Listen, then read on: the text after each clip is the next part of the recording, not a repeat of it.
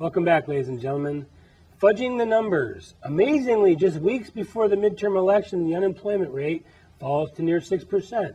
However, a record number of Americans left the workforce, and food stamp recipients topped 46 million for the 35th straight month. Another record. 1 in 5 U.S. residents speaks a language other than English in their homes. We talked about that at the top of the last segment, but I can't harp on this enough. We are diluting this country with diversity to the point where we're not going to have any national origin, any national culture, any national language. We're just going to be a hodgepodge. Well, by the way, you mentioned the 5.9% unemployment rate. First of all, that is an unimportant number. It's strictly the big public corporations telling you how many people they hire and they terminate. However, did you notice? The only reason it went down is because millions of Americans left the workforce. No, it went down because they wanted to be beneath 6% for the elections. Do you remember the second term election? There was an old saying that said any president that has an 8% unemployment rate cannot get reelected. No, it's 6.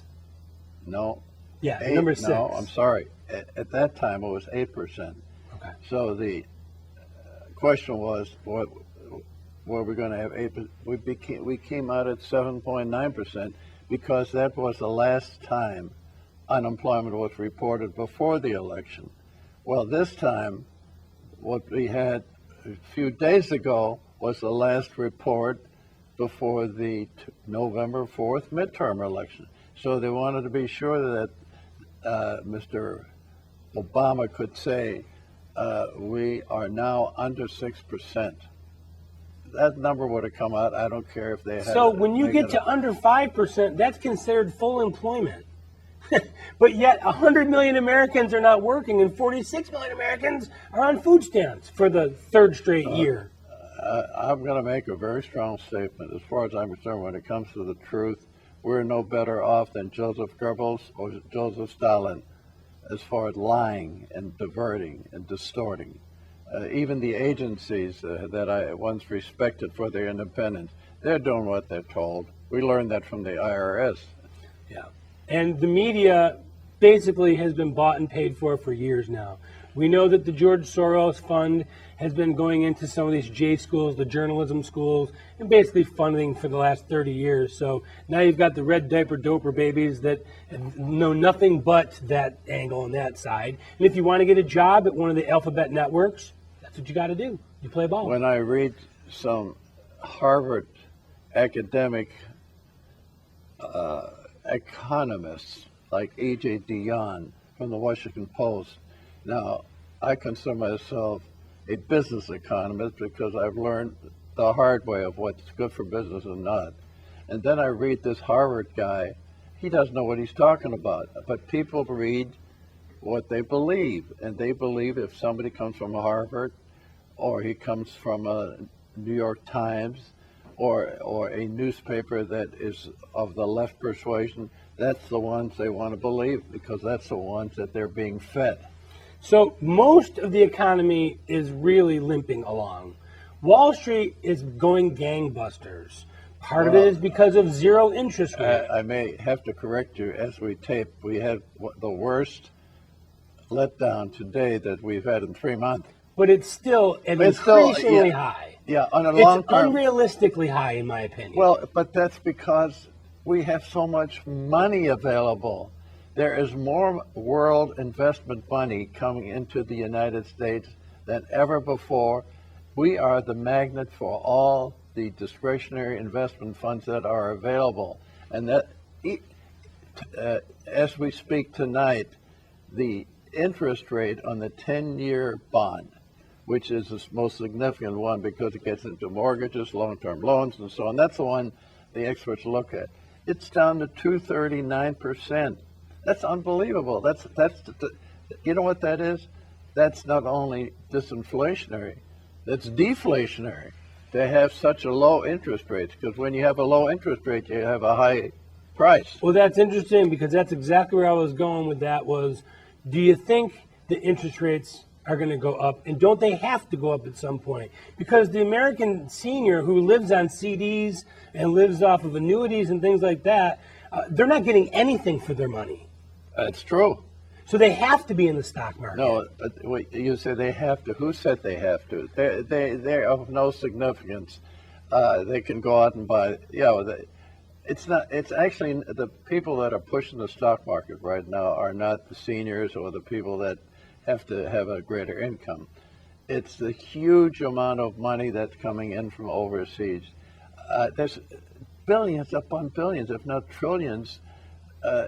You would think with the kind of long-term debt that we have today that's approaching $18 trillion, you would think the interest rate on the 10-year note would be somewhere about maybe 3.5, even as high as 4%. It's actually going down, which means more money is going into our auctions, which are weekly, even in the face of the fact that the Federal Reserve Board has announced that as of this month, they are no longer going to be participating in the auctions. In spite of that, there's so much money coming in the United States. Why?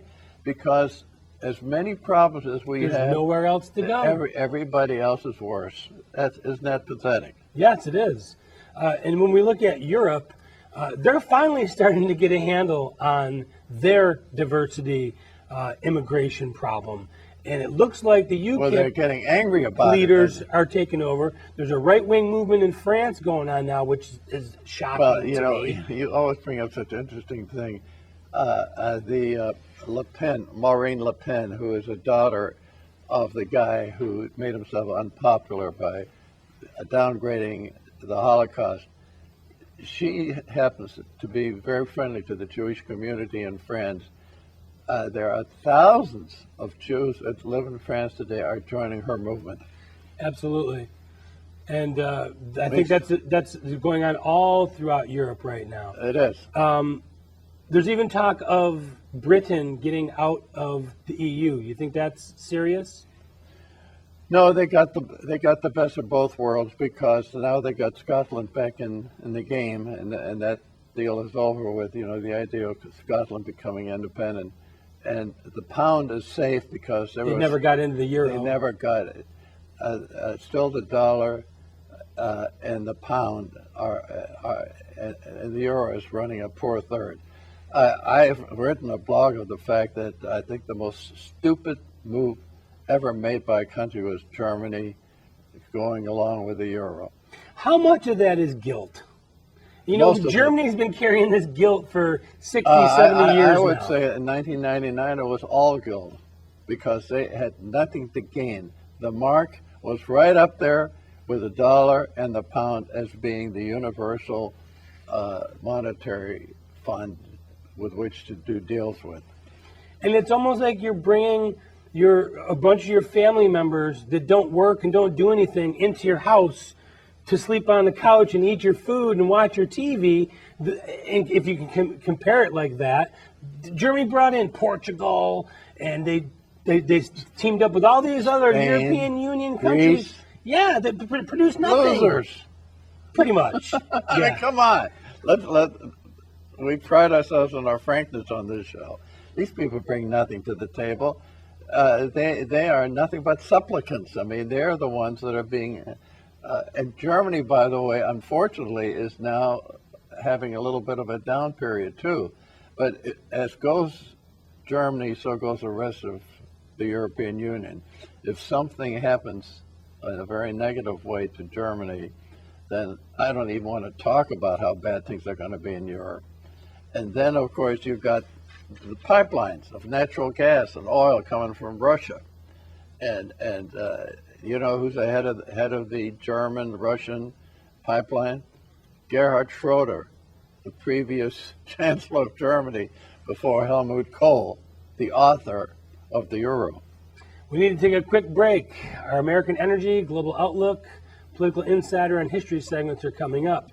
If you'd like to email us with comments or catch a segment that you missed, just go to our website, theworldreport.org, and when you're there, just give us a like or recommend us. We're being watched all over the world, so spread the word.